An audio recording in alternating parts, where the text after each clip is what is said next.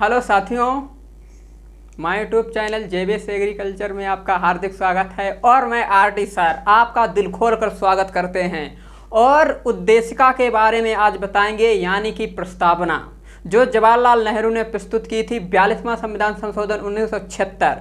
और प्रस्तावना को समझ गए तो समझ लीजिए कि संविधान की आत्मा को समझ गए, और प्रस्तावना को ही संविधान की कुंजी कहा जाता है। और प्रस्तावना के बारे में बात करेंगे तो आपका जो मुख्य पॉइंट होगा वो होगा प्रस्तावना।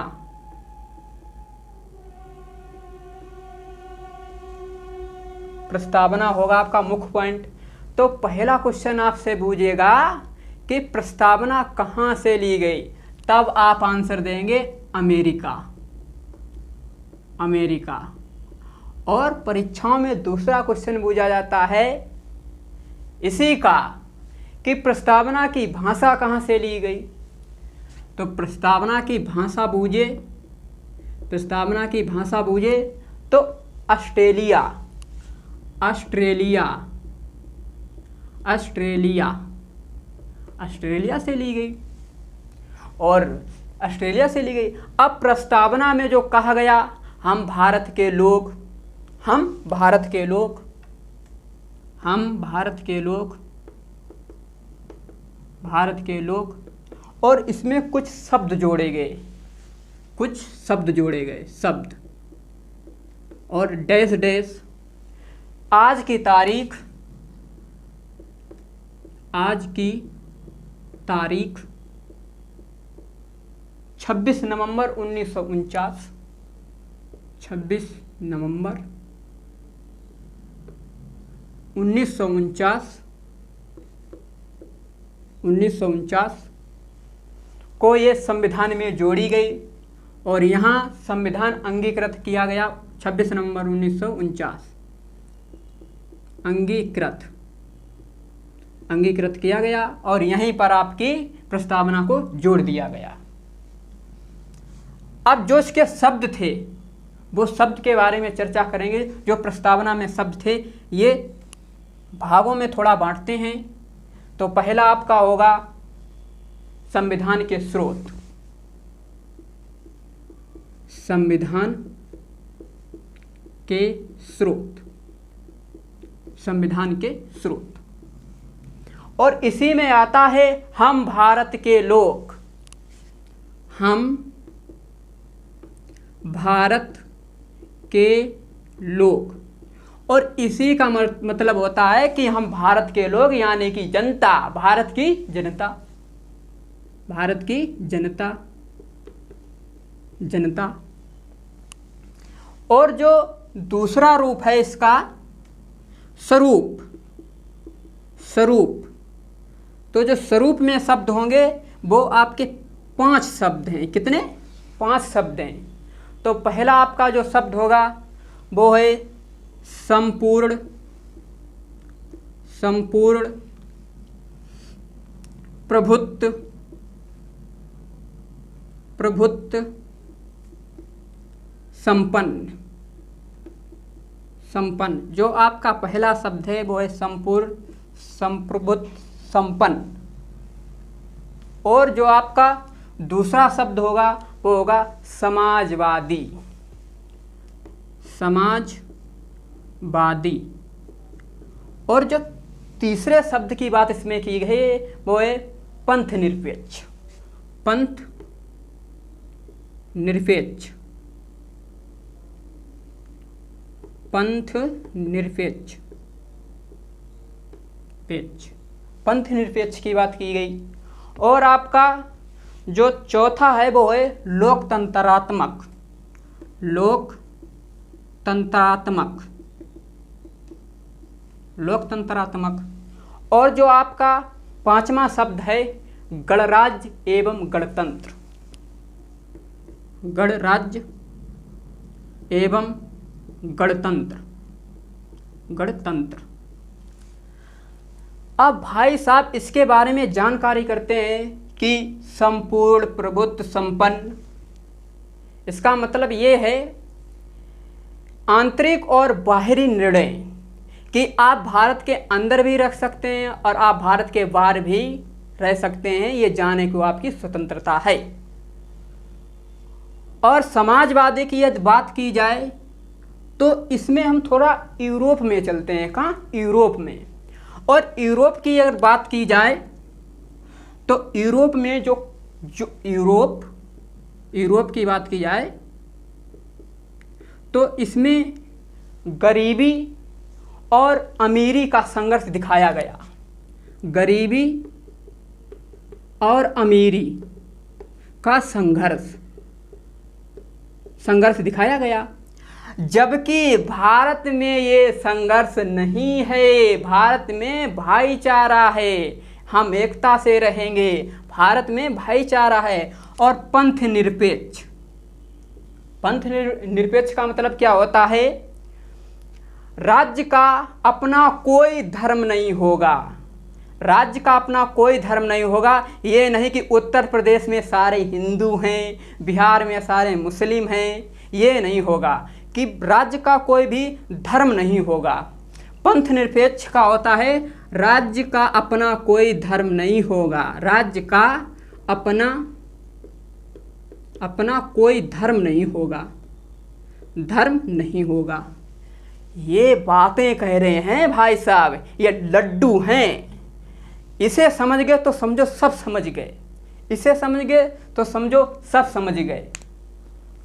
और आगे चलकर बात करेंगे आपको जो गणतंत्रात्मक जो लोकतंत्रात्मक की बात करेंगे तो इसमें जो है जनता का शासन जनता के लिए, जो अब्राहम लिंकन ने कहा है उसकी बात करेंगे। और यदि इसकी बात करें गणतंत्र, तो गणराज्य और गणतंत्र की अगर बात की जाए तो वंशागत नहीं होगा। कोई भी यदि कोई जैसे राष्ट्रपति है, प्रधानमंत्री है, प्रत्यक्ष और अप्रत्यक्ष रूप से चुने जाते हैं, वंशागत नहीं चुने जाएंगे। वंशागत इसमें नहीं होगा, वंशागत नहीं होगा, इसमें वंशागत नहीं है। और जो राजतंत्र है उसमें राजा का पुत्र राजा ही होगा। राजतंत्र भाई साहब, राजतंत्र खोल कर सुन लो। और जो अगले शब्द दिए गए हैं वो आपके 6 शब्द हैं। और इसके जो 6 शब्द हैं उसमें उद्देश्य, आपको उद्देश्य के बारे में बताया गया है। तो पहला आपका होगा न्याय। चलो थोड़ा आगे लिखते हैं। न्याय बताया जाएगा।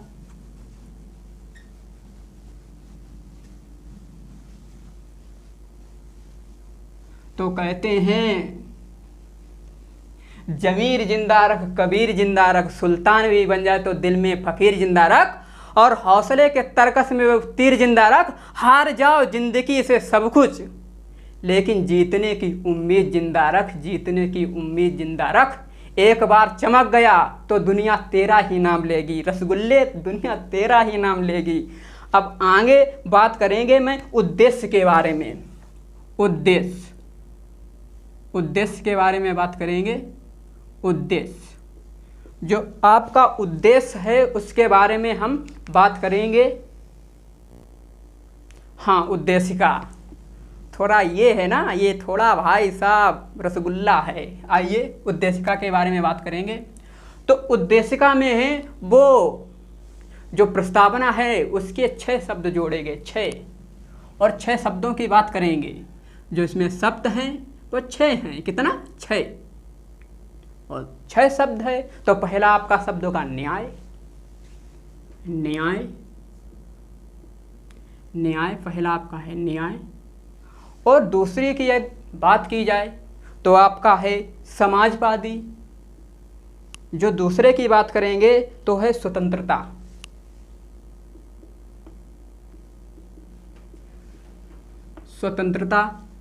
और तीसरे की यदि बात करें तो आपका है समानता, समता। और चौथे की बात करें तो तो राष्ट्र की एकता एवं अखंडता, राष्ट्र की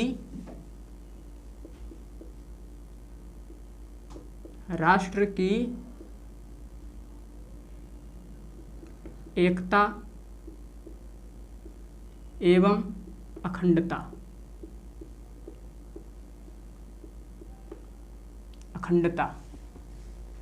के बारे में चर्चा करेंगे। अखंडता के बारे में चर्चा करेंगे। और आपका जो 1, 2, 3, 4 और जो 5वां है वो आपका होगा व्यक्ति की गरिमा, व्यक्ति की गरिमा। और जो छठा होगा वो होगा बंधुता,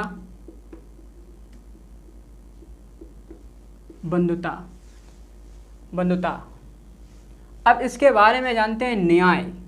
ये जो न्याय है इसमें 3 हैं आपके, 3 सामाजिक न्याय,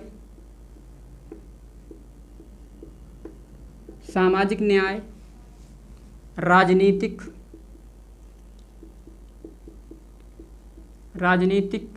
न्याय और आपका आर्थिक न्याय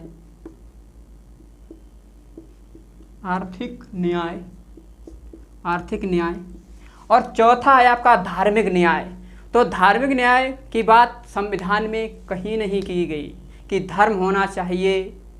पहले से ही बात कर चुके हैं कि जो आपका जो समाजवादी है वो समान ही रहेंगे, धर्म भारत में समान रहेंगे। कोई भी राज्य को धर्म बनाने, कोई राज्य का कोई अपना धर्म नहीं होगा, और इसके बारे में बात करें स्वतंत्रता। तो स्वतंत्रता में कहा गया है व्यक्ति खुद का विकास करे ताकि देश का विकास हो सके। आप जब खुद का विकास नहीं करेंगे तो देश का विकास बिल्कुल नहीं होगा। तो स्वतंत्रता में ये है समानता। ये भाई साहब अनुच्छेद 14 से 18 समानता। अभी आगे मौलिक अधिकार पढ़ाएंगे तब उसके बारे में चर्चा करेंगे। और इसमें जो शब्द लिया गया है राष्ट्र की एकता एवं अखंडता, तो राष्ट्र की एकता एवं अखंडता की यदि बात की जाए तो भारत एक एकता वाला देश है। भारत जो है वो एक एकता वाला देश है। भारत एक एकता वाला देश है और व्यक्ति की गरिमा बनाए रखना। बंधुता माने होता है कि हम भारत के लोग भाई भाई